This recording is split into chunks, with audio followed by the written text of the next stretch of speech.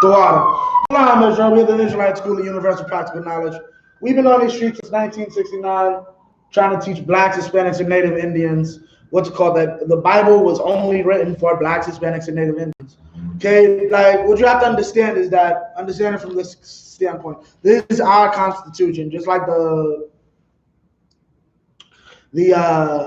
United States Constitution may say all men are created equal. That wasn't talking about us. Thomas Jefferson, the man who wrote it, owned other human beings without saying all men are created equal. But somehow our what's called Constitution, our people's records of how to live and how to govern and dictate ourselves, we have to include everybody, right? Somebody give me Genesis 1:26, that we're all human. But we're about to find out that's a lie. We are we're all human, we're all people, we're all the same. But we're going to find out that's a lie. Okay? Whoever got it, give me Genesis 1:26. John.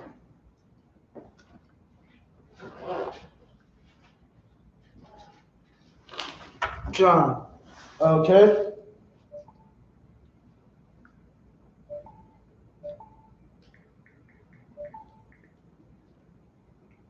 Okay, who got it? Anybody?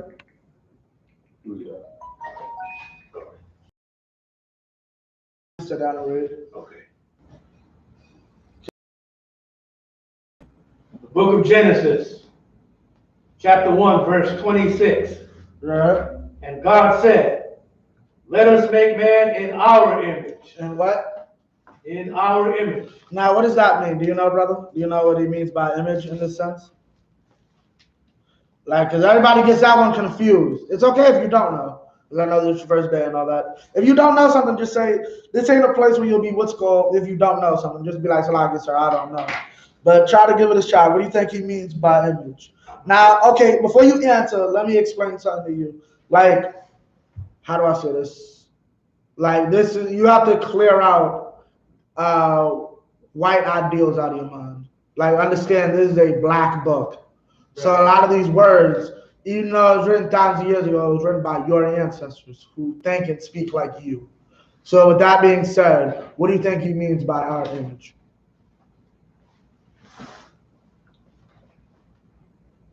Our image could mean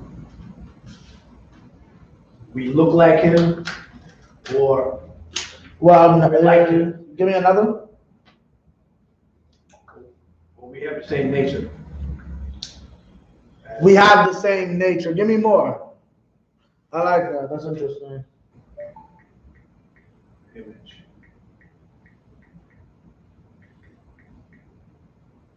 Those are the first two that come to my mind now. Like, what is image to us as a people?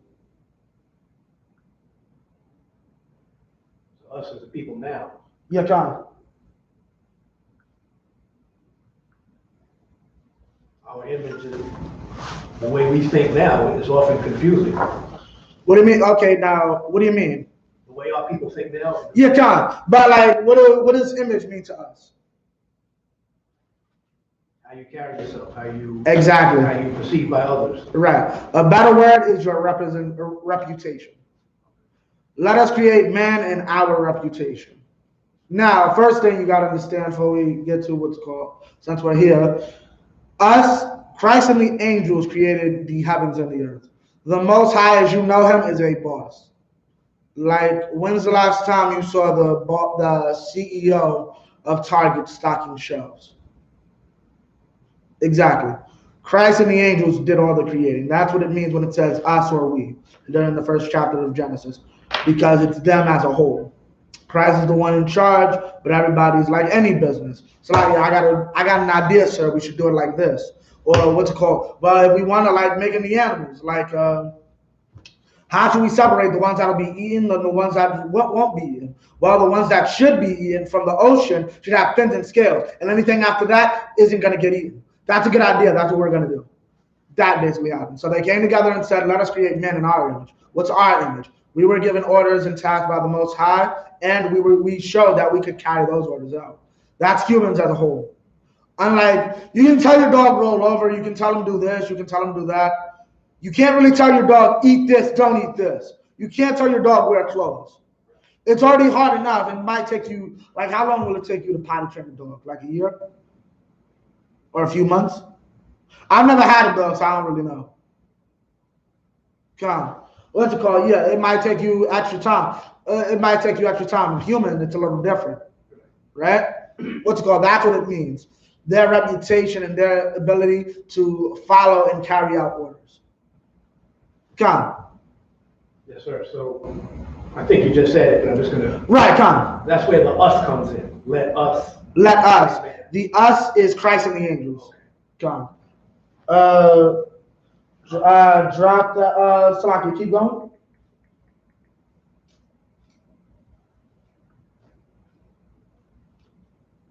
After our likeness, and let them have dominion over the fish of the sea, and over the fowl of the air. Now stop. Keep going. And over the cattle, and over all the earth. And over all the earth. You keep going. And over every, yeah, come, keep going. And over every creeping thing that creepeth upon the earth. Now understand, what is he talking about? This is talking about something specific that I was leading into. Now, mind you, he said, give them reputation, right? Put them in our reputation to be able to follow orders. And I just gave you like an order, and explained how there's orders you can give a human, but you can't give a dog, like what to eat. Now, what does he mean by have dominion? Control. Say so. Huh? Okay, give me more. How do I have dominion over a dog? Ownership. Yes, but give me more.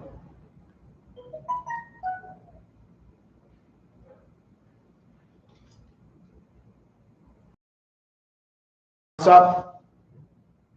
The power How? yeah. Because there's something Intelligence. but where is that power personified? Because it's a law. Now, mind you, we're talking about humans being able to carry out law. Where do I personify my power over a dog? And where do I personify my power over a bat? Where do I personify my power over a chicken? Where do I personify? Can you rephrase your statement? Okay, meaning I have dominion over every animal on the earth, right? So where is that power shown? Where do I show my dominion over both a cat and a goat? Over a chicken and a dog? No, or, well, rather a chicken and a bat. Control it. Okay, yes, but how? It's very simple. Because think about law. What law dictates animals? Which law? What laws dictate animals? Name them. Which law are we talking about? The laws of all the laws. But which laws? Okay, because there's a specific set of laws that show. How do I say it? Okay, here's the dominion. I'll give you a hint. I get to decide what animals live or die every day. What law gives? Huh? That's having control. Say what? That is having control. But how is that control? How do I show that control? What choice do I make by doing that control? We went through this 3 weeks ago. So what's the answer? Same. I don't know. You're not sure? You know? You think you got it? How do you decide what animals live and die every day? Because you do, more than likely.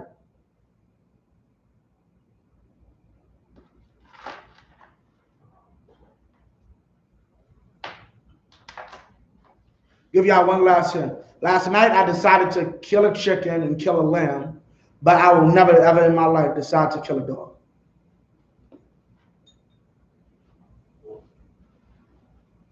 Let me see. That's the brain. Huh?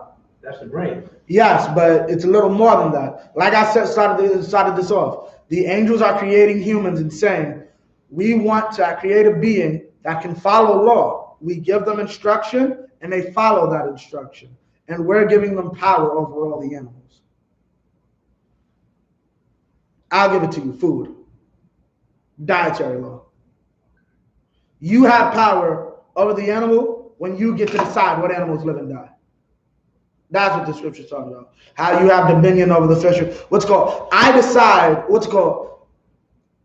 I have the propensity to be able to decide this is food, this isn't. A dog does not. Whatever I put in the dog's bowl is what it's going to eat. Whatever's put in front of the dog is what it's going to eat. Right? I can't necessarily tell my dog not to maybe do homosexual actions, because dogs are somewhat prone to do that. I can't tell my son though. Okay, that's what this is talking about. This is talking about the ability to be better than an animal, which is sad because you got idiots who say dumb things like you know young Pharaoh, huh? No. Okay, Khan. That cat. I don't know, but I know who he is. Yeah, Khan. That cat, supposedly one time was saying, talking about homosexuality, like we can do what dogs do, and like it's an animal thing. Yeah, no. You are created to be better than an animal. Khan. Keep reading what you got. Verse 27. So God created man in his own image. He created man with the propensity to be able to say, this is right, this is wrong, and I'm going to choose to do right. Like a dog to a point understands you shouldn't eat your own vomit, yet it's still going to do it. Keep going. In the image of God created he him. Male and female created he them. 28. Verse 28. And God blessed them. And God said unto them, be fruitful and multiply, and replenish the earth. Be fruitful and multiply. Now wait, go back to 27 real quick. Read that last part, male. 27. Male and female created he them. Meaning what? Man and woman were created at the same time, bro. Like, I don't know if you ever taught that, but male and female were created literally at the same goddamn time. Like, there is no Adam took him out of the rib and all that. That's BS. And we're going to get that in the Bible. Give me 28. Verse 28. And God blessed them. And God said unto them, be fruitful and multiply, and replenish the earth, and subdue it. And subdue it, meaning what? You take over this planet. This is yours now, right? Meaning what? Now understand, what I'm telling you, what we're showing you now is not Adam. This is not Adam here. This is humanity. Adam is not the first man. And we're going to prove that in the Bible. Salaki Yasab, if you could pull 2 Peter 3:8 real quick.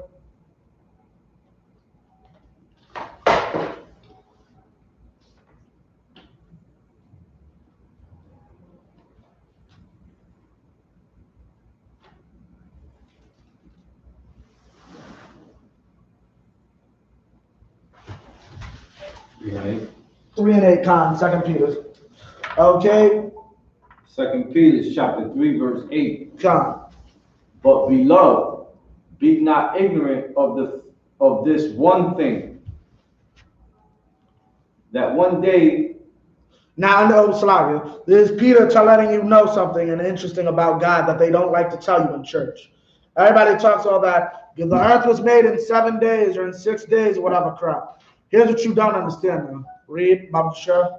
That one day is with the Lord as 1,000 years. One day to the Most High as what? 1,000 years. Keep going. And 1,000 years as one day. So what does that mean? Meaning time for the Most High is different. Like what he calls a day is 1,000 years to you. Like I did that in a day. So so you understand. Well, okay, now that was mankind was created on the 6th day, right? Now go to verse 2 and 1. Genesis 2 and 1. So we can get to the next part. Yeah, Tom. Book of Genesis, chapter 2, verse 1. Thus the heavens and the earth were finished, and all the host of them. And on the 7th day, God... Now, meaning what? So everything was finished in the earth after this 6 days. Read on. And on the 7th day, God ended his work, which he had made. God, the Most High, ended all his work which he had made. Read on. And he rested on the seventh day from all his work which he had made. So God rested on the seventh day. Meaning what? He didn't do anything else. Right? Mankind was created on the sixth day. So between Adam being created, okay, well, let's give me verse 4. Verse 4. These are the generations of the heavens and of the earth. This is the time period in which they were created. Keep going. When they were created. In the day that the Lord God made the earth and the heavens. 5. And every plant of the field before it was in the earth, and every herb of the field before it grew. Meaning what? Okay, before Adam, humanity was not civilized. Like I said, he was the first civilized. Adam is the first civilized man in history. Okay, he was the first man to really say, eat an apple, see the little black thing inside of the apple, and say, let me put this back in the dirt so that a new apple can come out. That was a revolutionary concept during the time of Adam that he himself discovered through the power of the Most High. Keep going.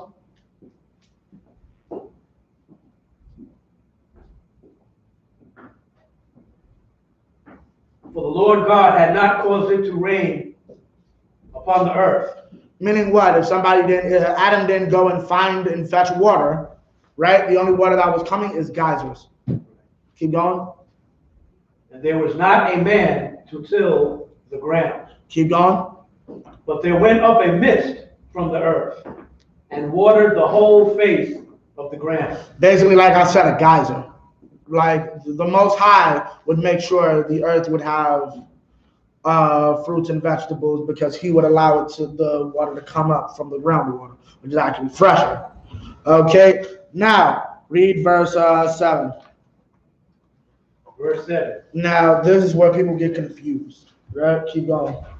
And the Lord God formed man of the dust of the ground. Now stop. Formed man, not created man. Notice he said he formed man. Man meaning what? Before this, man had no form. Man was formless. Meaning what? Man was a caveman. Like, ever see like Africans and shit, Africans and all that. Barely any language. That's humanity before Adam. Like, meaning he was without form. Mankind was just, there was no, okay, understand this. We had the propensity for law. We had no law, though. I'll have sex with whatever. I'll do whatever. I'll kill. If you hurt me, I'll hurt you. Right? There was no sense of law or morality prior to Adam. He started to form Adam, right? From the dust of the ground. And what you have to understand is certain wording in the Bible is important and necessary because dust is not dirt. Dust is above dirt. Dust is the thing that sits like above the dirt, right? You was kind of up there. Now I'm bringing you out of that. Like what's called, the animals are on the ground. Humans are the dust because we have dominion. I'm taking you out of the dust and putting you up high. Right? Keep going. And breathed into his nostrils the breath of life. Now, Baba Kushah, if you could go in the Apocrypha and get me,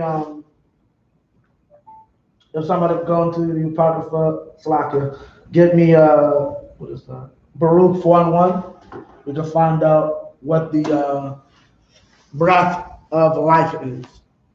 You want to give a shout out on what the breath of life is? Anybody? The Apocrypha. So is it a divine spark of some kind? Okay, don't think ooky and spooky. Don't think like ooky and spooky. Don't think of it like it's ghosts or magic or something like that. It's a lie. I did not know that's how much I go on. Your tongue. Don't think ooky and spooky like it's like that. It's very simple. You got it? No. John, read it. Baruch chapter 4 verse 1. This is the book of the commandments of Yahweh. Right. And the law that endureth forever. The law that endureth forever. Keep going. And all that keep it shall come to life. All that keep it shall what? Come to life. Shall what? Come to life. Everyone who keeps the law shall come to life. Read what you got in there, 2 and 7. No, in the Bible, in Genesis. Okay. Read Genesis 2 and 7, Bible Show. Book of Genesis, chapter 2, verse 7. The proper name of Yahweh. Yeah, Yahweh. For this, actually just say Most High Power. Okay.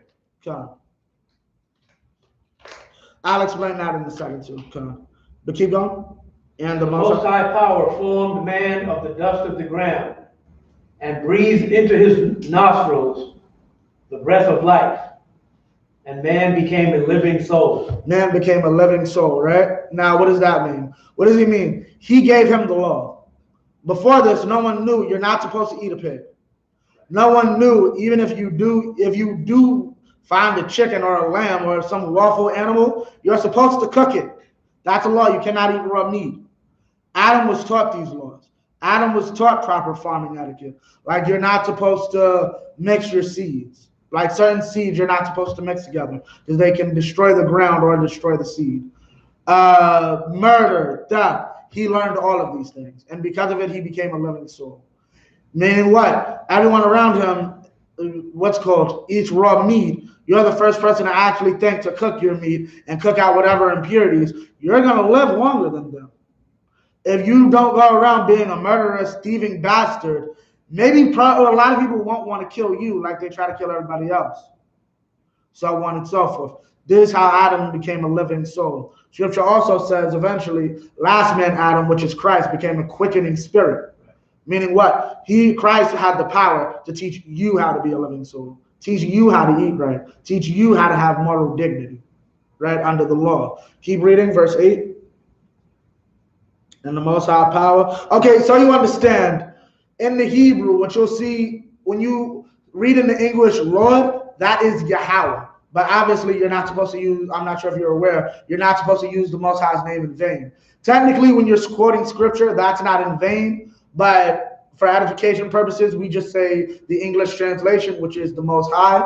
And God, technically speaking, that word just means a power or authority. You'll see times in the Bible when a person is called a God. Right. That just means he's a power or authority in some way, shape, or form. Like you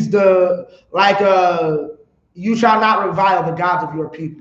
The people God sets up in charge, like the high priest or the judges or the officers, can be considered gods or powers or authorities over the people. So they'll be referred to as such. But he's the Most High Power or the Most High Authority or the Most High God. How about when you're, let's just say you're in your home, and when you pray? When you pray, can you use the term? Yeah, you use Yahweh. You use Yahweh when you pray. Yes.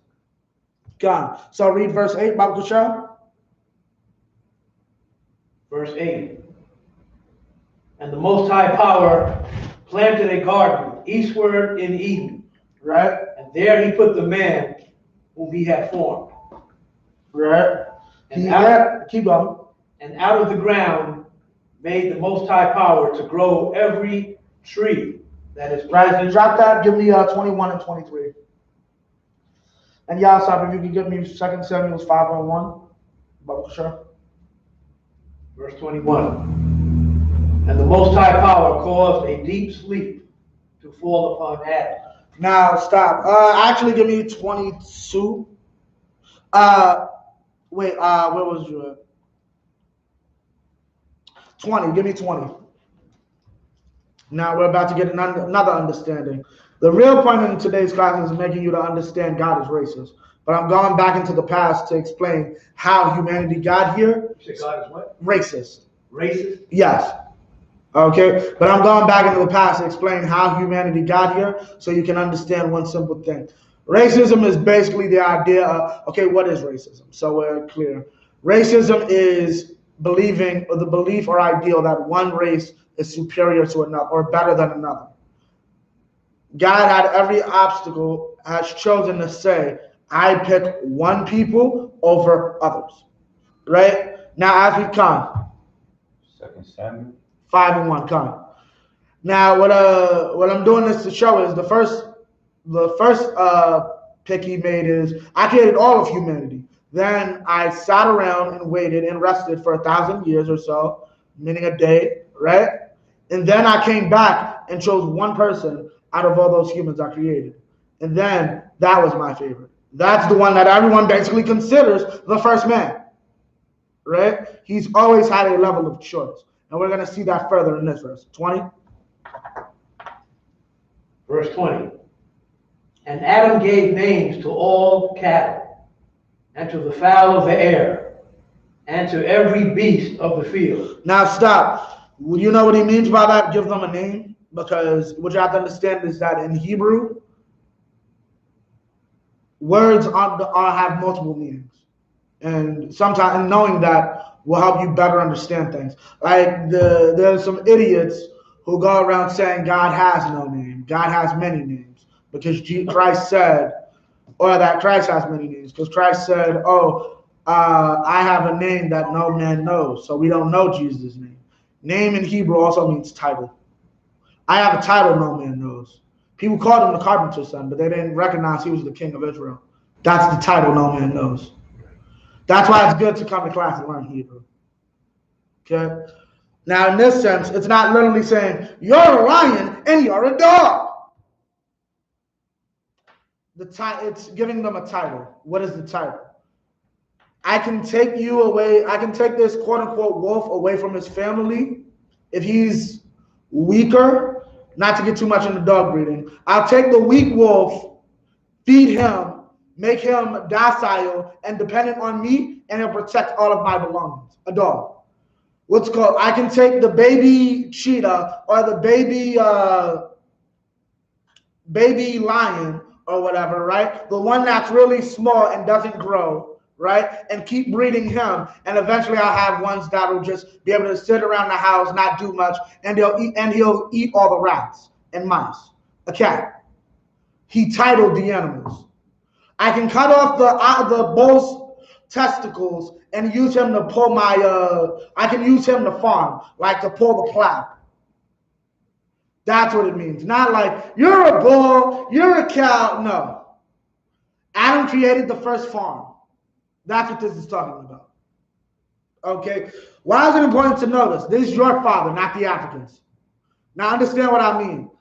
The culture, civilization, and mindset of Adam is inside of our blood. They may be children of Noah, but we have Adam's spirit. They don't. That's what this is talking about. Keep going. But for Adam, there was not found an helpmeet for him. Every beast of the field also means the other humans. Meaning what? You're beneath me. I started this, so you're beneath me. But out of everybody, right, including those other humans, because when you go into Ezekiel, the 34th chapter, you'll see that the other nations are considered beasts to God. And we're probably going to get that. What's it called? Out of everybody, he could not find anyone to be with Adam. Meaning what? God did not want Adam to be with another race or another people. God wanted Adam to be with one of his own. And we're going to prove that. Read. 21. And the Most High Power caused a deep sleep to fall upon Adam, and he slept. Now, okay, keep going. And he took one of his ribs and closed up the flesh instead thereof. Now, meaning what? Okay, let me break this down because it's a little hard to swallow. He caused a deep sleep to fall on him. Adam was not literally knocked out. This is something that most brothers understand. You wake up one day married to an evil woman that you have 4 kids with. How the hell did I get in this position? I saw the signs, but I didn't listen. That's what it means. Adam did not realize what he was doing. Just like most brothers don't realize what they were doing. What else didn't he realize? Keep reading, brother. And now, what is a rib? A rib, once again, going back to why it's important to come to Hebrew class, rib also means your side or a pillar. When you look it up in the Hebrew, it'll tell you that. Rib in this sense means side or pillar. Like a side or a pillar. Like, you know what a pillar is? Pillar? A pillar, like Like say this is like a pillar, it goes up to the it goes up to the ceiling and keeps the structure from moving. Right. Yeah, pillar. Like it holds you in place, like a rib does. John, you have a question? No, I know you know this, but in Israel you hear the expression, my rib. Yeah, that's where that comes from. She's my rib. Right, that's where that comes from. Okay. Like you just like you'll see in the scriptures, my seed. That's where it comes from as well. We are the people of this book, regardless if you take away our identity or whatever. Now, rib in this sense means your side. So what did he really just say? What did the Bible really just say? He took a woman, he got a woman for Adam from his side. Right? Okay, read verse 22. Verse 22. And the rib which the Most High Power had taken from man, made he a woman. Made he a woman, right? He made her a woman or a wife for him. Woman and wife are the same word. Keep going. And brought her unto the man. And brought her unto the man. Read on. And Adam said, this is now bone of my bones and flesh of my flesh. Now, people think that to mean, oh, because she came out of Adam's rib and so on and so forth. That is a Hebrew saying. That's my flesh and blood. That is literally the same thing. You got it, Baba Kushar? Samuel, 2 Samuel. Chapter 5, verse 1. Right, and we're about to get it. It'll show you that. Read. Then came all the tribes of Israel to David. To who? To David. So all the tribes came to one man and said, what? Keep going. Unto Hebron, and spake, saying, behold, we are the bone, we are thy bone and thy flesh. We are thy bone and thy flesh. Meaning what? This is a Judite, right? And all of Israel is coming to him saying, we're your bone and your flesh. We're your family. Keep going. Verse 2. Also in time past, when Saul was king over us, thou was he that led us out and brought us in Israel.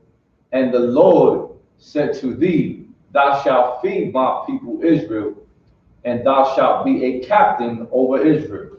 Read the next verse, verse 3. Verse 3.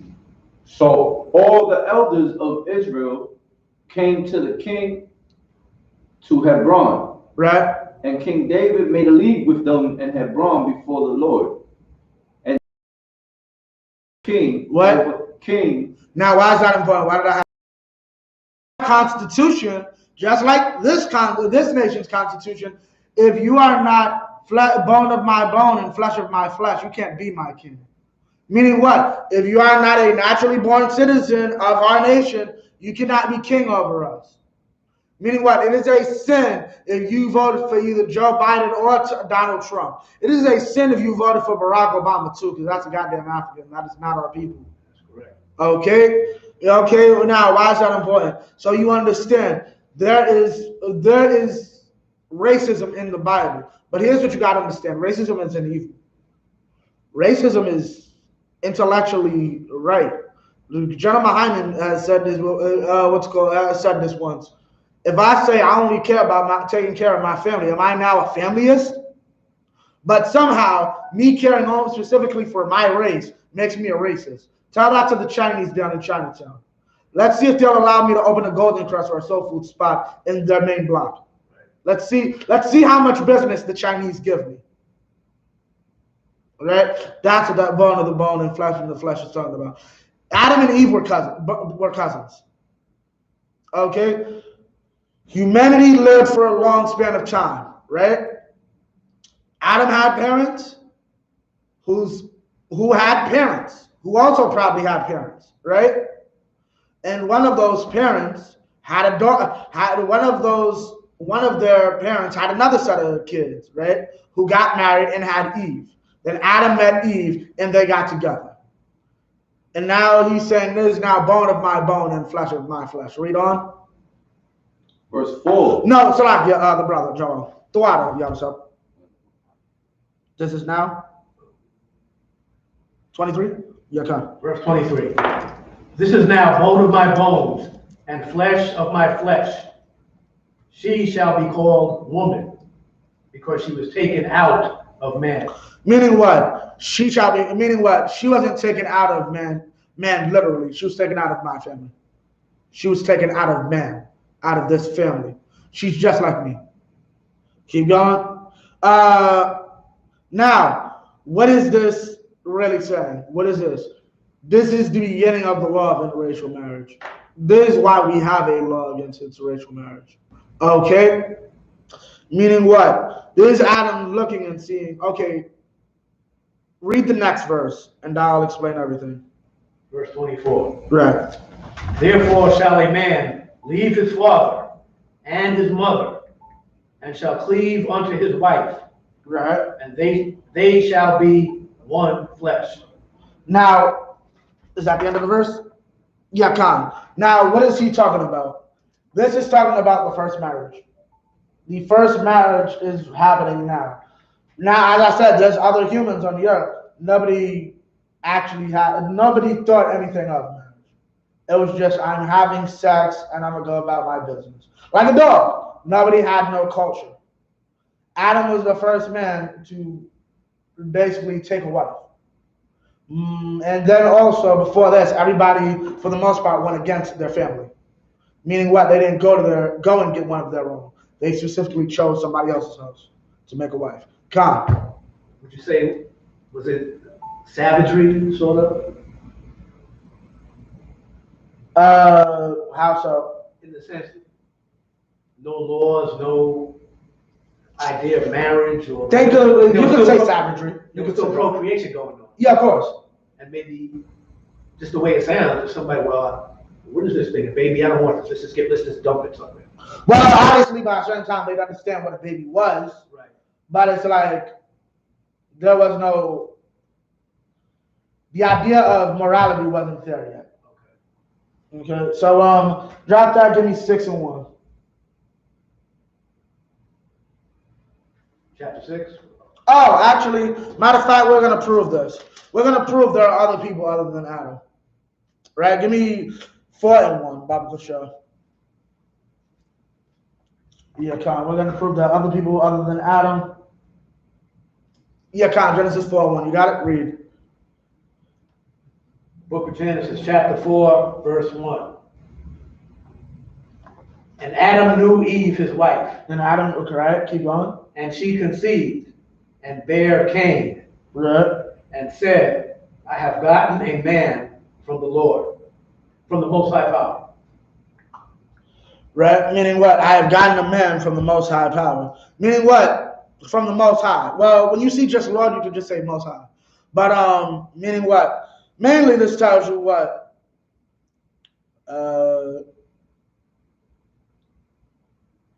What's it called? What does this tell you? Eve did not have sex with the serpent or anything. That is Adam's baby. Verse 2, and she bare again. She again bare. Verse 2. And she again bare his brother Abel. Right. And Abel was a keeper of sheep. Right. But Cain was a tiller of the ground. Right. Give me verse 10. Okay, so Cain and Abel happened, so on and so forth. Now we're gonna show and prove that there has to be other people on the earth. Read. To verse 10? Yeah, John. Verse 10. Oh, that's good enough. And the Most High said, what hast thou done? The voice of thy brother's blood crieth unto me from the ground. Meaning what? God doesn't let justice go on, injustice happen. Like he hears injustice, like crying from the ground. Right. Keep going. Verse 11. And now art thou cursed from the earth, which hath opened her mouth to receive thy brother's blood. Which have opened their mouth to receive thy brother's blood. From thy hand. Right? Now, give me verse 14. So we're about to get his punishment, right? Verse 14. Right. Behold, thou hast driven me out this day from the face of the earth. Right. And from thy face shall I be hid. Right. And I shall be a fugitive. Right. And a vagabond. Right. In the earth. Right. And it shall come to pass that everyone that findeth me shall slay me. That it shall slay me. Now, mind you, according to Christianity, how many people exist on the earth at the moment that this is spoken? How do people exist on the earth? According to Christianity, how many people would have existed on the earth according to Christianity? According to Christianity, they probably think about maybe 4. Technically 3. Abel's dead already. Okay, 3, yeah. Yeah, right? But read verse 16. See if that makes any sense. Verse 16. And Cain went out from the presence of the Lord and dwelt in the land of Nod. In where? In the land of Nod. How is there another land if there's only 3 people on earth? Right. Keep going. On the east of Eden. 17. Verse 17. And Cain knew his wife. His what? His wife. His what? His wife. You mean the wife that shouldn't exist because it's only 2 babies born ever? Keep going. And she conceived and bare Enoch. And he builded a city and called the name of the city after the name of his son, Enoch. And now stop. Here's the question I want to ask. How you build a city by yourself, bro? How do you build a city, a one-man city? Right. You, your wife, and your baby? First off, where did the wife come from? This shows you full on. Adam is not the first man in history.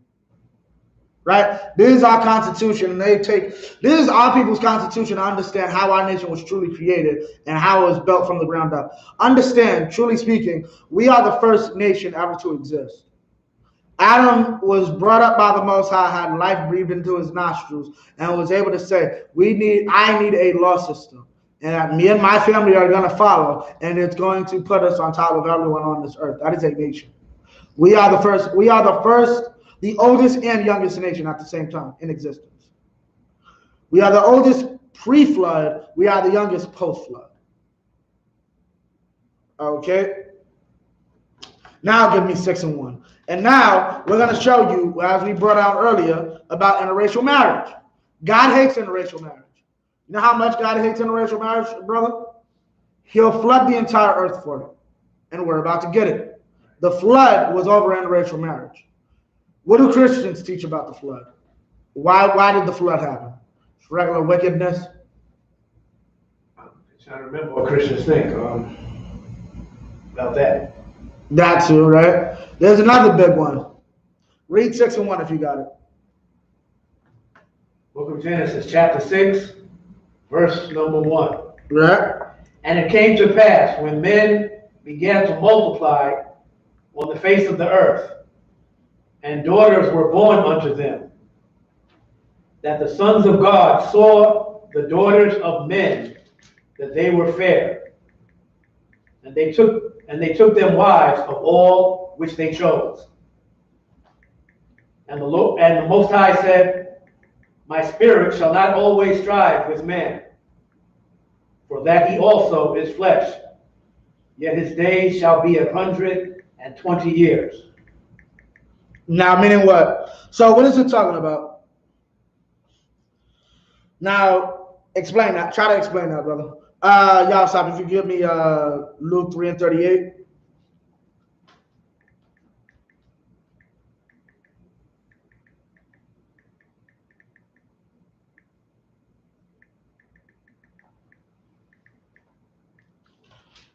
Bible sure. Book of Luke, chapter 3, verse 38. Now, before you get there, now what is this talking about, Joel? You know? What do Christians say it's talking about?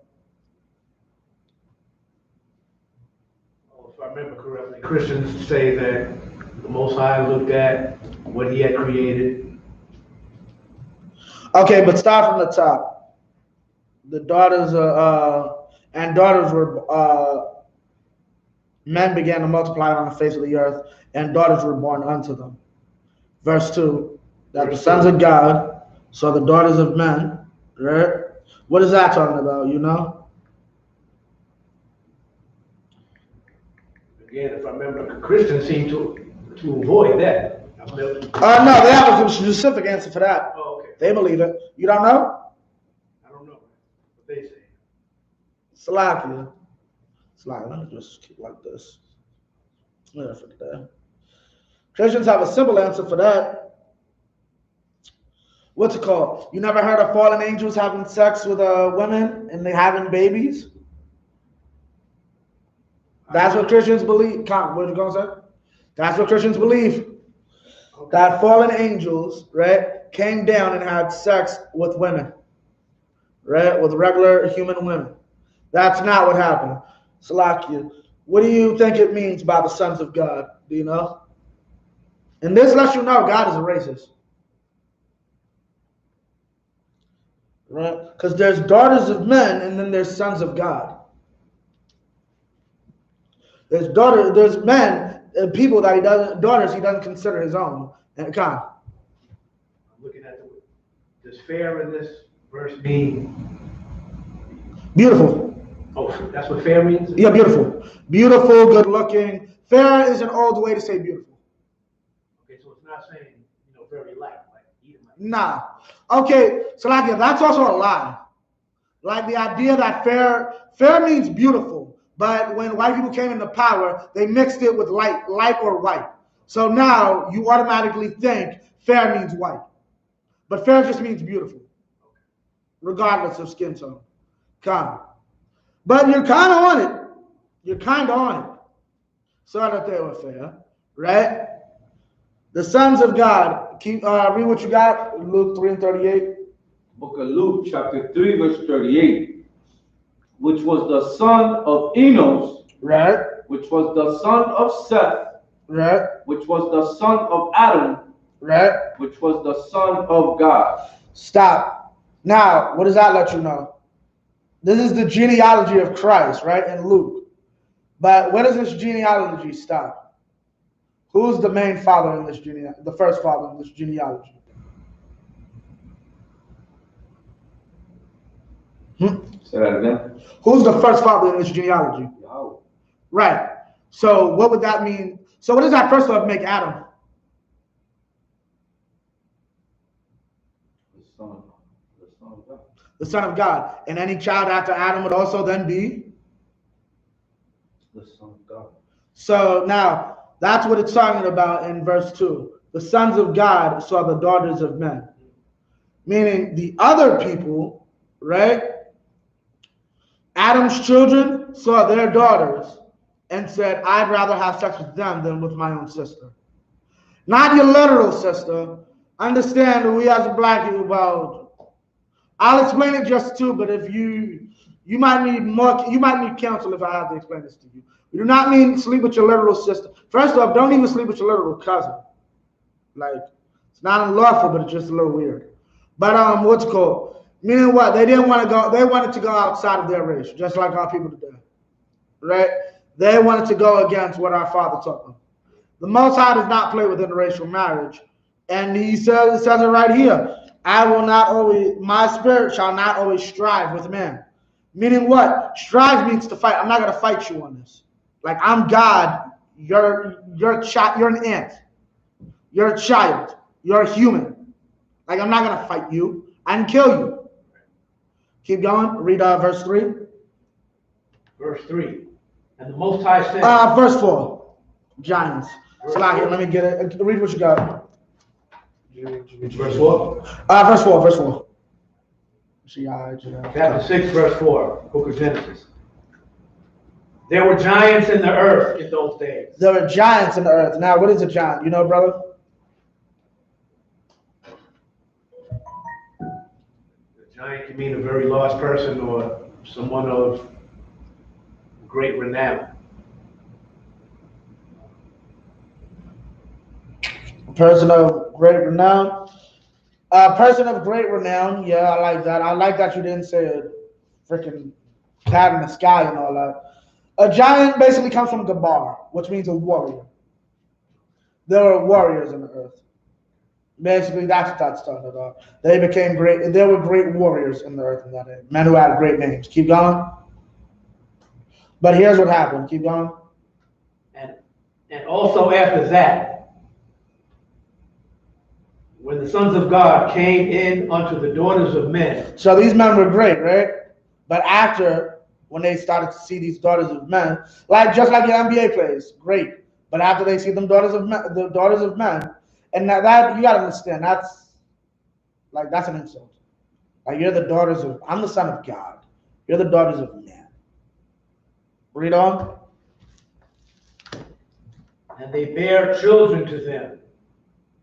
The same became mighty men, which were of old, men of renown. The same became mighty men which were of old. Meaning what? We started to love them like we love all these swirlers, all these mixed kids.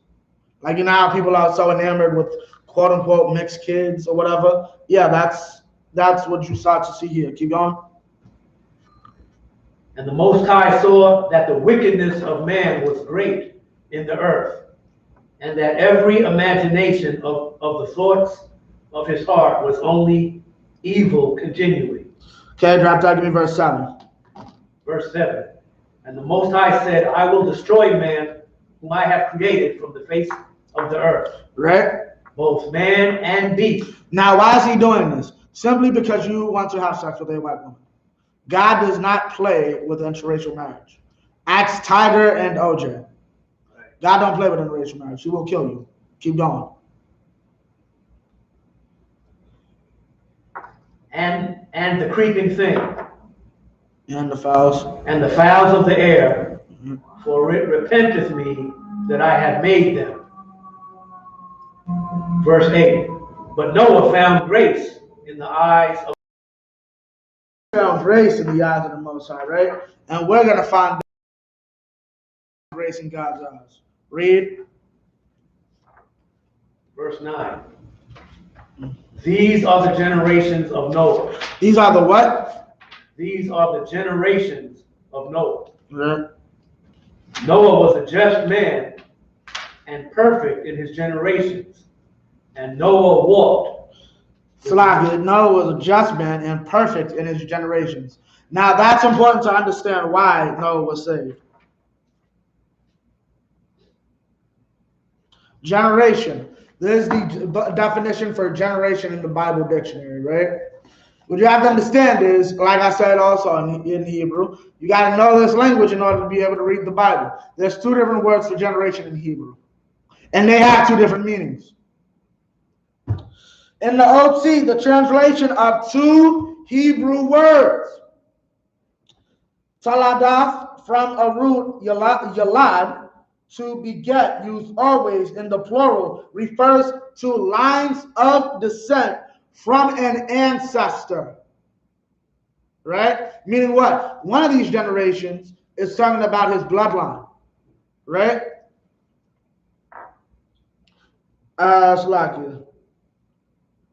And occurs in the phrase, these are the generations of, introducing each of 11 sections of Genesis.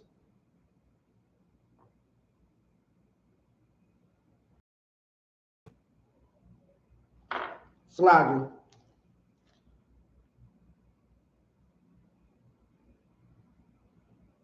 Okay, the second one, the war, a period of time.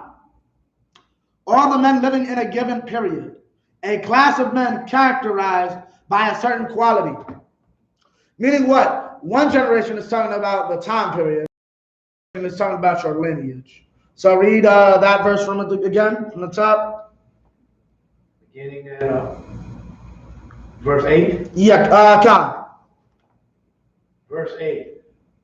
Oh, 9, Salakia. Verse number 9. These are the generations of Noah. Noah was a just man and perfect in his generations. Right. And Noah walked with God, with the Most High. And Noah begat 3 sons, Shem, Ham, and Japheth. Verse 11. The earth. Now stop. Okay, now read verse. Okay. These are the generations of Noah, that Noah was a just man and perfect in his generations. Now, the first generation is the time of Noah. Like, this is the time that Noah lived in. The perfect in his generations, when you look it up, is actually literally talking about his bloodline. What does he mean by his bloodline is perfect? Very self-explanatory. Well, that he hadn't ventured out.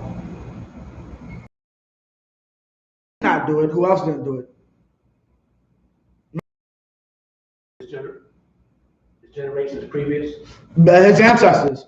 No, but he's a full-fledged Adamite, meaning he can, meaning him his current wife, and probably her parents too, and his, even more so, really his side, all can all say we're full on Adamites.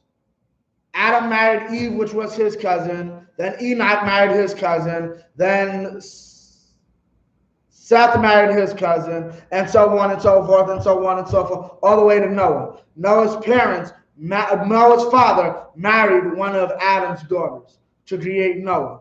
And Noah followed suit and took one of Adam's daughters as well.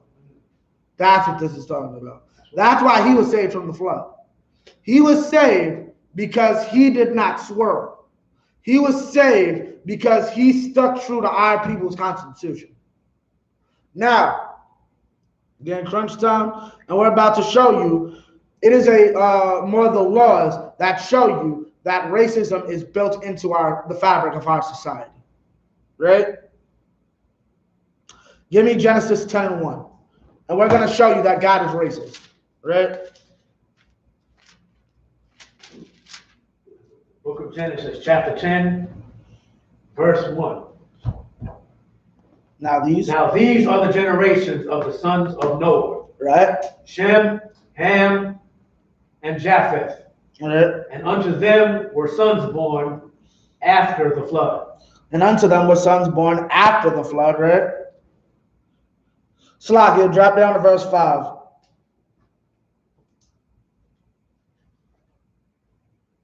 Verse 5.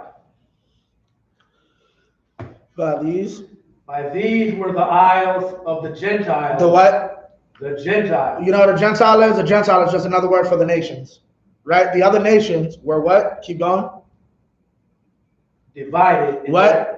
Divided. God divided the other nations. So that whole idea that we're all supposed to come together is foolish.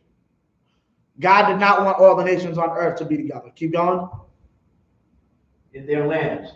Everyone after his tongue, after their families, in his tongue, in their families, in their nations. He divided by family, by race, right? Meaning what? That's how God wants it to be done. The Asians with the Asians, the East Indians with the East Indians, the Africans with the Africans, Israel with Israel. It makes perfect sense. Okay, we do not serve a God of confusion.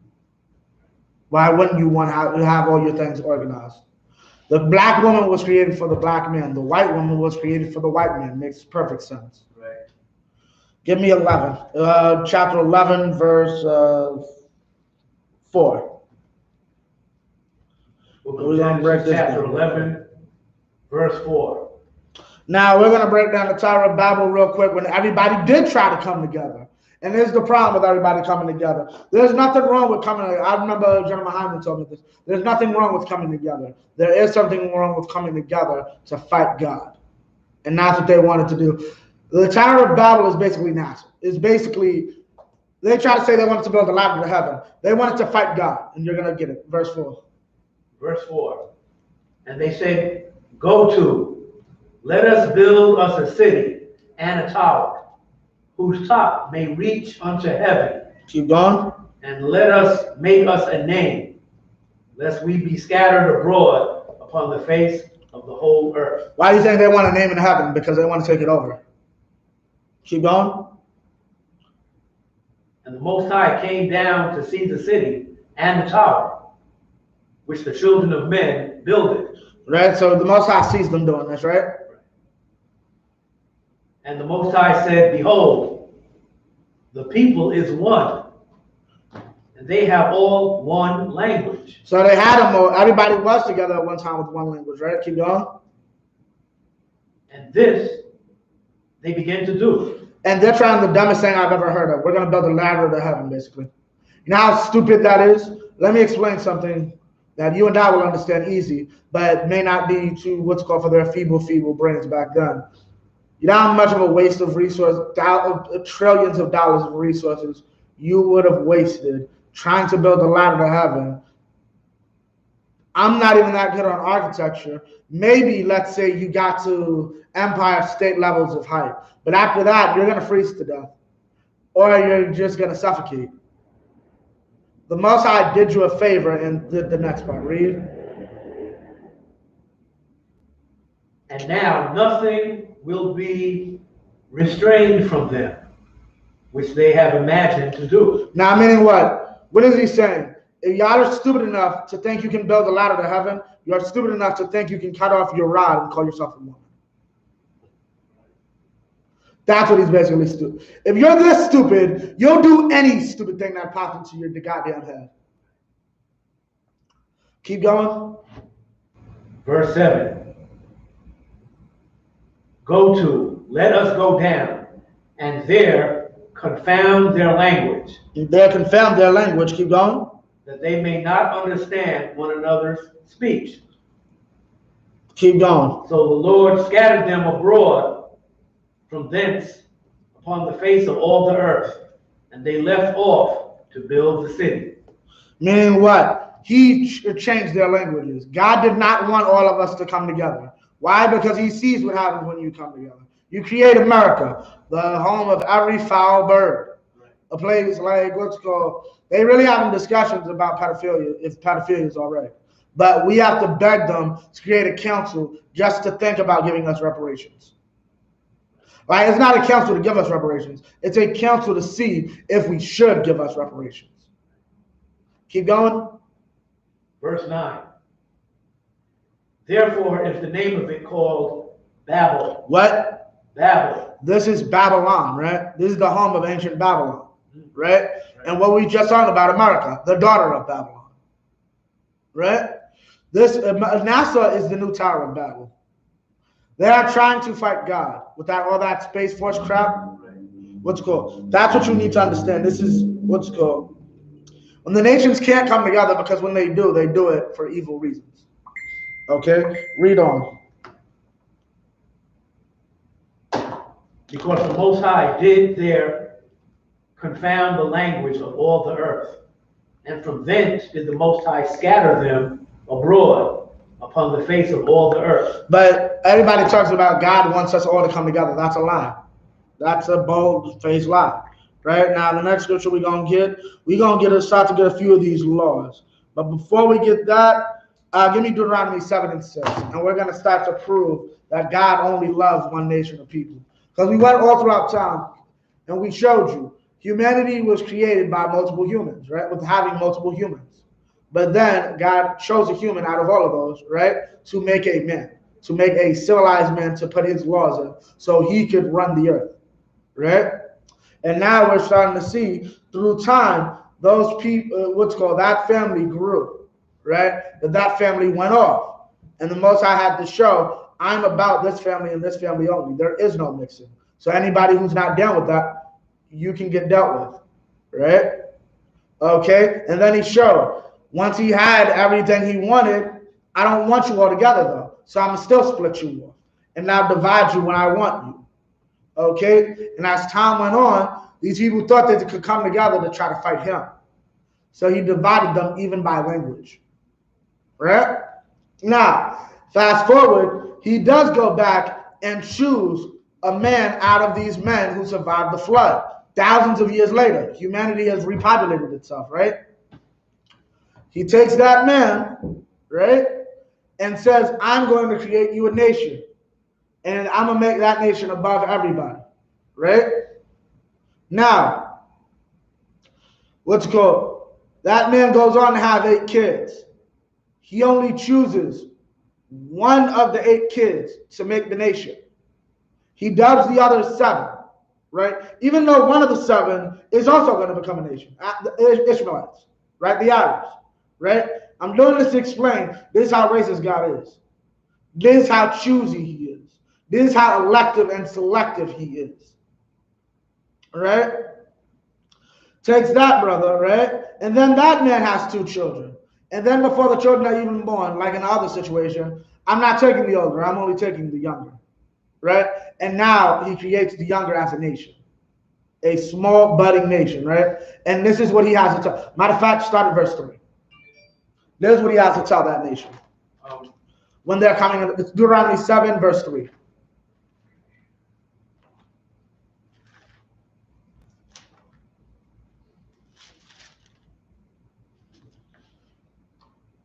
Right?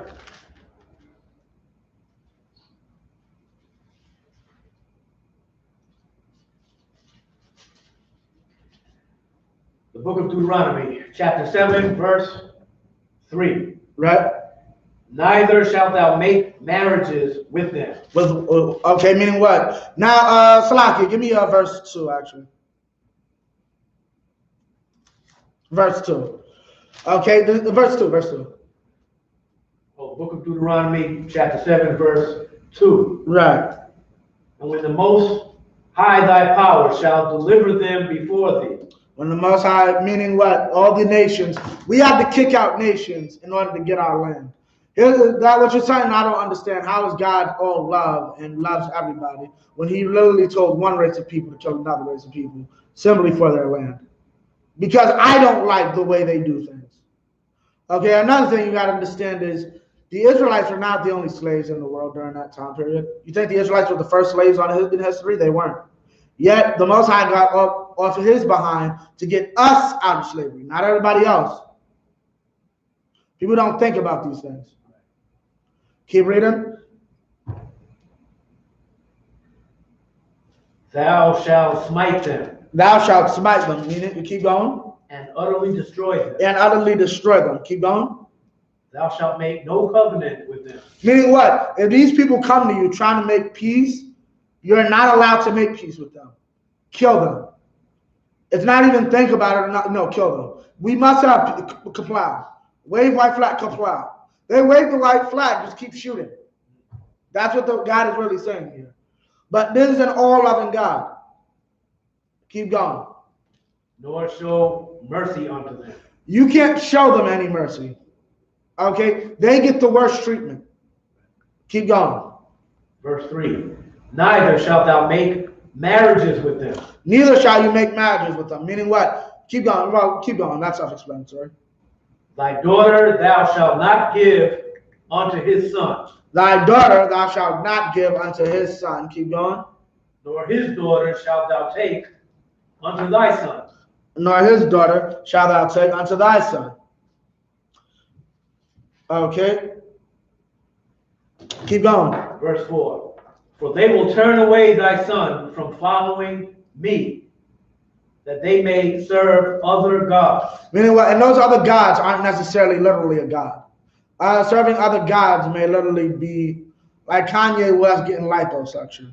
Kim Kardashian's god is vanity. All she cares about is her own personal image. What black man Biggie Smalls, okay, you said you're about 63 or something like that, right? How many women did Biggie Smalls have? How many women did Big Pun have? How many, well, Fat Joe's kind of slimmed down now, but how many women do Fat Joe have? A lot of women, right? Yeah. You think Kanye West really needs liposuction? He doesn't. Kim Kardashian needs him to have it, though. Being around that, you will.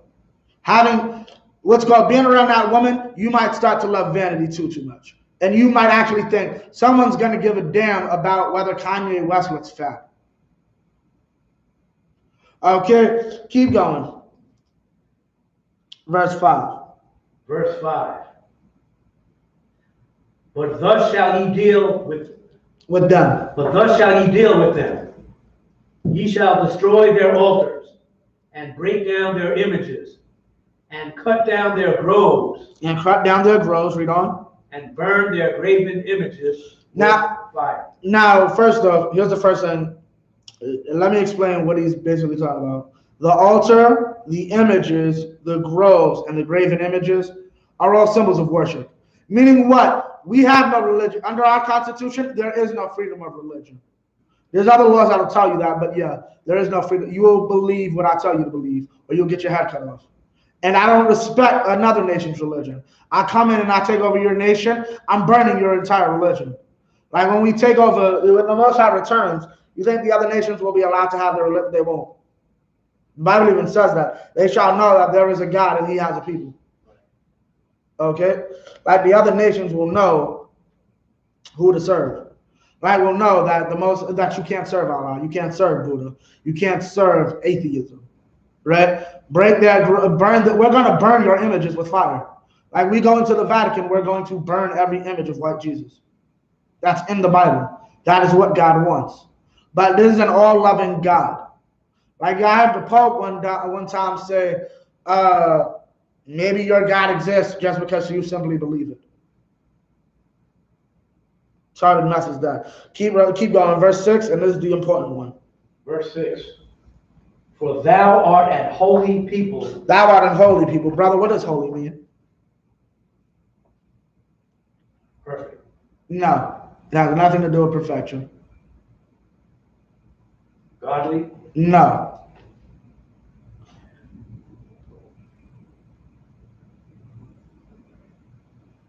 Give you one more shot. I'm going to try this one. This is from some other teacher now. Holy, mixed, tampered, and diluted. Where did you get that one from? Never heard that before. YAHANNA. Separate.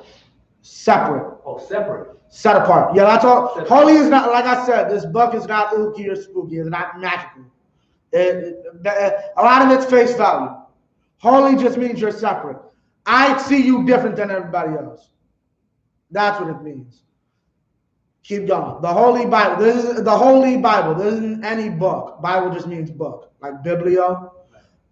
This isn't any book. This isn't Harry Potter. This isn't the Constitution. This isn't Sister Soldier or whatever her name is.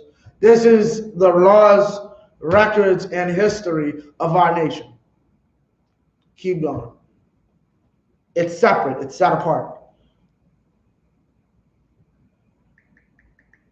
Holy people unto the Lord thy God. Let me read it again. Verse 6. For thou art an holy people unto the Most High thy power. Right. The Most High thy power hath chosen thee to be a special people unto himself, above all people that are upon the face of the earth. The Most High. Now, okay, now what is that saying? Above all people. Meaning what? What was I saying? He's very selective and elective. Chosen, he chose us. It's nothing we did, right? He sat there and said, I want to choose them out of all nations. Before we were even born, before Israel was born, our nation was chosen, right? To be a special people, right? He considers us better than everybody else. Keep going. Wait, read that from the top. Unto himself. Now, we're not just special for whatever reason. We're special to him. Keep going. Unto himself above, right? Read above. What verse? 6. Verse 6. Read from the top. For thou art an holy people unto the Most High thy power. The Most High thy power hath chosen thee to be a special people unto himself, above all people that are upon the face of the earth. Meaning what? We're above all people that are upon the face of the earth, brother. That's exactly what that means. Like, we're better than them according to our laws. According to our Constitution, we're above them, right? Now, we're going to get you some laws in the scriptures that prove that you're better in the eyes of God and in the eyes of this system. You are better than a white man or any other person. Give me Deuteronomy 14 and 21.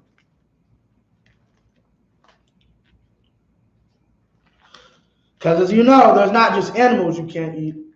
You know there's a way you cannot eat a cow? Huh? There's a way you cannot eat a cow. What makes a cow uneatable? Y'all saw? Oh, cancer. Huh? Cancer. Kind of cancer, but what specifically? How would the Bible word it? If it's dead. That's exactly it. Give me, you got it? 14 and 21?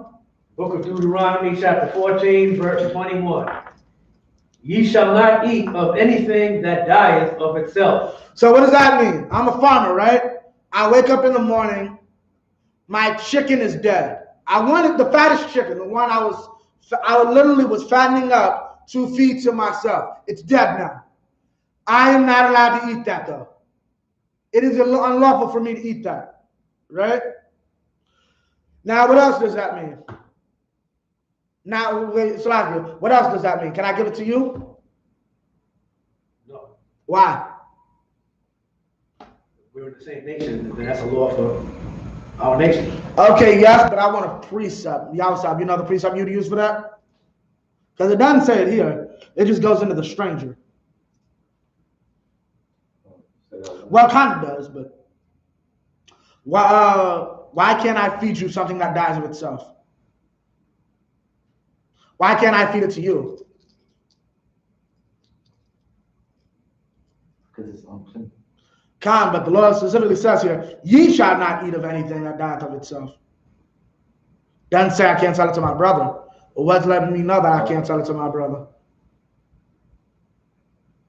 And this is important for understanding our Constitution, or the Bible as our Constitution. Which brother?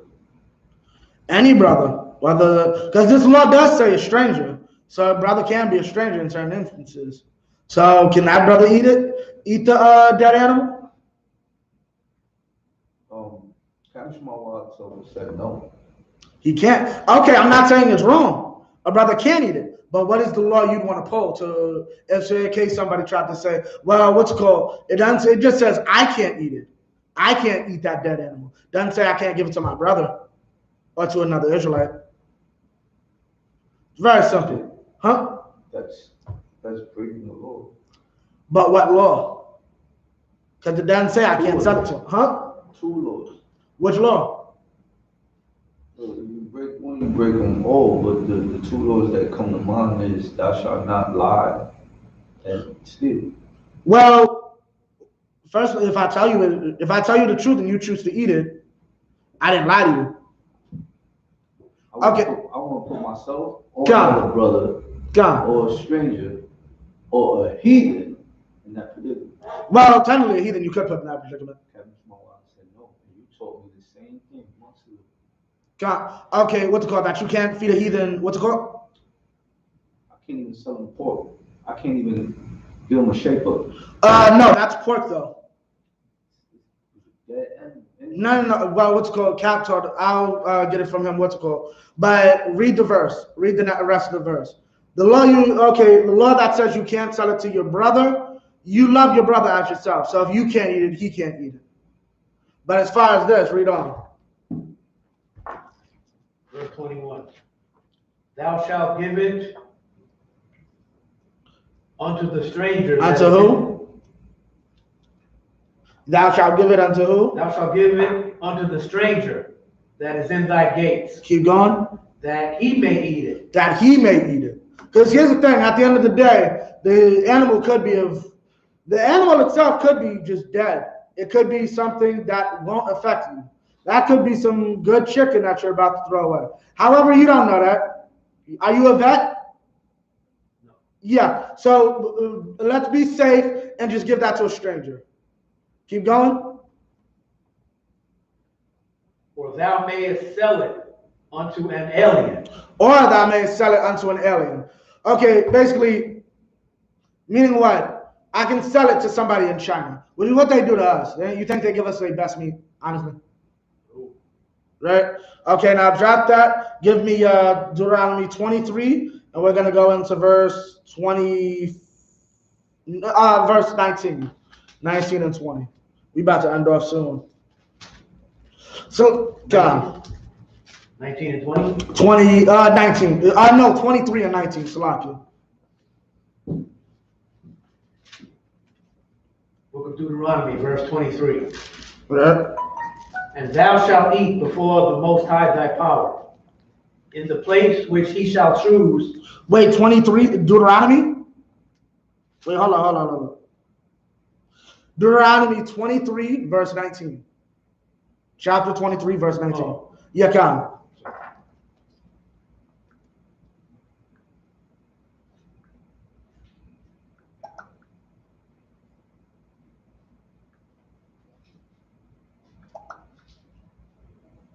Book of Deuteronomy, chapter 23, verse 19. Thou shalt not lend upon usury to thy brother, usury of money, usury of victuals, usury of anything that is lent upon usury. Now you know what usury is? You take advantage of somebody financially, cheat them. No. Usury is interest. Interest isn't necessarily taking advantage of someone. It can be, but in this instance, we're allowed to. This is how we enslave the other nations. However, because of our wickedness, it's being used against us by you, mainly the Jewish men. Basically, this is the law that says if you owe me money, I can only ask you for my money back. However, another nation, for every day I don't have my dollar, that's another dollar. Every day you don't pay me back my $100, that's another $100. That's usually. I can't do that to my brother. Because here's the bigger scheme of it. God's going to send a tornado to the Chinese and destroy their economy. Israel's going to come and be like, yo, we'll help you out, right?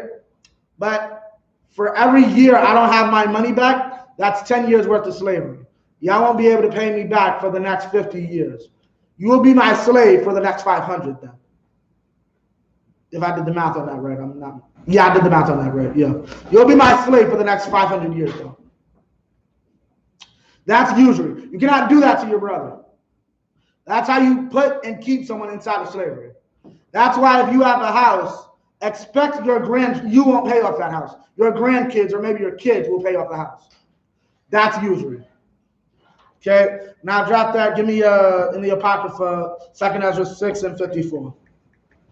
Actually, now we could drop that now, and we're going to prove to you, not only has it always been racist, it is still that way inside of the New Testament. Give me Matthew 10 and 1. And we're going to show you that even Christ is racist. Christ and his apostles. Book of Matthew chapter 10, verse 1.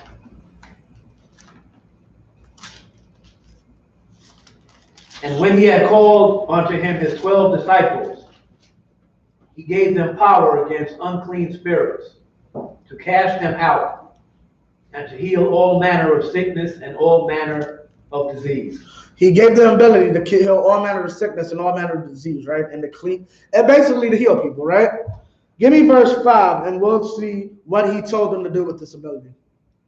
Verse 5.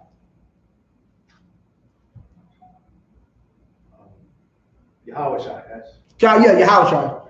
And Yahushua, these 12. These 12 Yahushua sent forth and commanded them, saying, go not unto the way of the Gentiles. Go not into the way of the Gentiles, right? Meaning what? Don't go to the other nations. Keep going.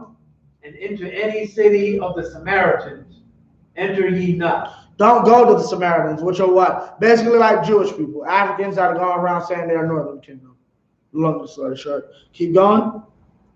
But go rather to the lost sheep of the house of Israel. And that's what this is talking about. Christ's mission was only to save Israel, not the other nations. He was not coming for anybody else. Keep going, and we're going to prove that. The kingdom of heaven is only for us. Keep going. Verse 7. And as ye go, preach, saying the kingdom of heaven is at hand. The kingdom of heaven is at hand. Right? Meaning what? The kingdom is only for who? Israel. Give me 15 and 24. 23, really. Chapter 15? Yeah, come. Verse 24? Yeah, come. 23. Actually, 22. Book of Matthew, chapter 15, verse 22. And behold, a woman of Canaan came out of the same coast, and cried unto him, saying, have mercy on me. Keep going. O Most High, thou Son of David. Have mercy on me, O Lord, Son of David. Keep going. O Lord, thou Son of David. Right. My daughter is grievously vexed with a devil. Your daughter is grievous. This is a white woman, just so you know. This is a white woman coming to try to get Christ to heal her daughter. Keep going. Okay. Next verse. You said it was a white woman? Yeah, come. Okay, Canaan is... Okay, here's what you have to understand. That land, people can also be known by their landmass. When you go into Mark, the 7th chapter, it'll tell you she's a Greek woman, Syrophoenician by nation. She's a Greek. Okay. Here's what you have to understand. me and you might both see a fight and say, yo, you saw that black dude? And then you might say, yo, you saw that Jamaican dude? We're both right though. Right. She lives, a South African white woman. Right. That's basically what it is. By this time, the white man is in power, so he's taking over land and moving into areas that aren't native to him. Basically, that's what that is, like a South African white woman. That kind. Keep going. Verse 23. But he answered her not a word. Jesus is so loving and loves all people so much, he ignored this white woman. Keep going. And his disciples came and besought him, saying, send her away, for she crieth after us. Yo, get her out of here. She's annoying us. Keep going. Verse 24. But he answered and said, I am not sent but unto the lost sheep of the house of Israel. I am not sent but unto the lost sheep of the house of Israel, right? Now, here's what you got to understand. This is Christ's mission is to save us. But now here's what you got to understand. There is such thing as a good white person. It's called a slave. A heathen, a slave. You said there is a such thing as a good white person. And it's a slave. Okay. A heathen can get some love inside of our Constitution and inside of our nation. This is how you do it, though. Keep reading. Verse 25. Then came she and worshipped him, saying, Lord, help me. Keep going. 26. But he answered and said, it is not meet. You know what meat is? Meat means right in this instance. It is not right. Keep going. It is not right to take the children's bread. To take the children's bread. Keep going. And cast it to dogs. To the what? Dogs. Now, what did he mean? Who's the children? Who's the dogs?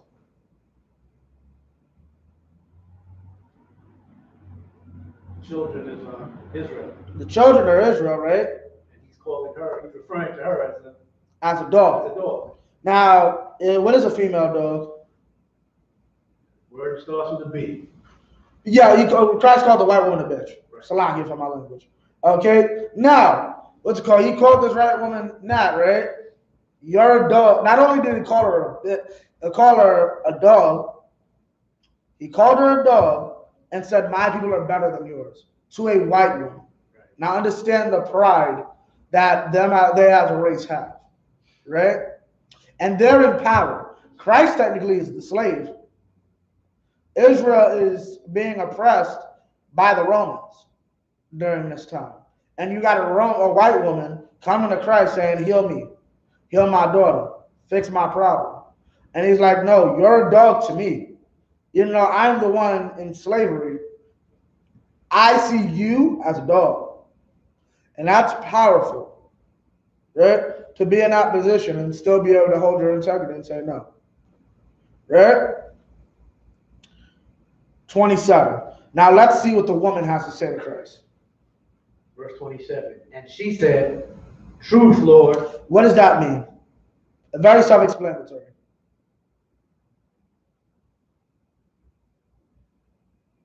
What does truth mean? Break that down. Is she acknowledging what he called her? Acknowledging not just what he called her, but what exactly? She's acknowledging not just what he called her, but the entire thing. I'm a dog, they're children. I'm beneath them. You're better than me. Truth. Then what did she say? What's the word after that? Lord. Yes, master, I am a dog. That's exactly what this white woman just said. Keep going. Yet the dogs eat of the crumbs which fall from their master's table. Meaning what? I'm not asking you to heal all white people. I'm not asking you to not be racist. I'm just saying, can I, just this one little dog, get a crumb? Let's see what Jesus said to her. 28. Verse 28. Then Yahushua answered and said unto her, O woman, great is thy faith. What is your faith? What you believe truly in your heart. You truly believe that niggas and specs are better than you. You are a good white woman. You believe that you belong in slavery. I got something for you. I'll reward you. Donald Trump doesn't get a reward. His reward is you get to leave office after one term and possibly go to prison because saying we in asshole countries and put my people inside of cages. That's your award. Keep going. Be it unto thee even as thou wilt. You get what you want. Now drop that. Give me Romans 9:3. We about to end off in a second. Give me Romans 9:3. I would just want to get this out of Paul's own mouth, because Christians love to swear that Paul loves everybody and is for everybody. We're going to get out of Paul's own mouth who he was sent for. The book of Romans, chapter 9, verse 3. Come. For I could wish that myself were accursed from Christ for my brethren. My kinsmen. My brethren, right? Keep going. My kinsmen, according to the flesh. Now, do you know what race Paul is, brother? A lot of people don't. I find that shocking. He actually tells you straight up his race. But do you know what race Paul is? I'm thinking that I'm not able to go from the precept to Whatever you, yeah, come, but what are you going to say? But I've read in the book of Acts, he describes himself. What, as what? As an Israelite. Right. From Taurus. Tarsus. I believe it says Cilicia, not Tarsus. Tarsus. Basically, he's an out-of-towner. He's a Jew, but he's an out-of-towner. He's from the tribe of Benjamin, if you read Romans, the 11th chapter. Okay? So he says, I wish I was accursed from Christ. I wish I didn't have the luxury of being inside of Christ so that my brethren could have Christ, right? Now we're about to get out of his mouth who he considers his brothers. Read on. Verse 4. Who are Israelites. Who are what? Who are Israelites. Meaning what? His brothers that he's talking about, that he wants to accept Christ, are the Israelites. Right? So what's it called? Keep going. To whom pertaineth the adoption. The what? The adoption. What are we all trying to be the children of?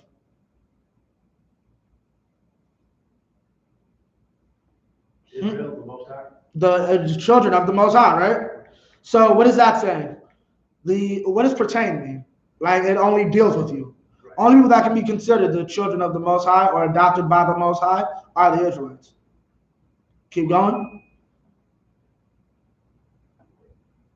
To whom pertaineth the adoption, and the glory, and the covenants, and the giving of the law.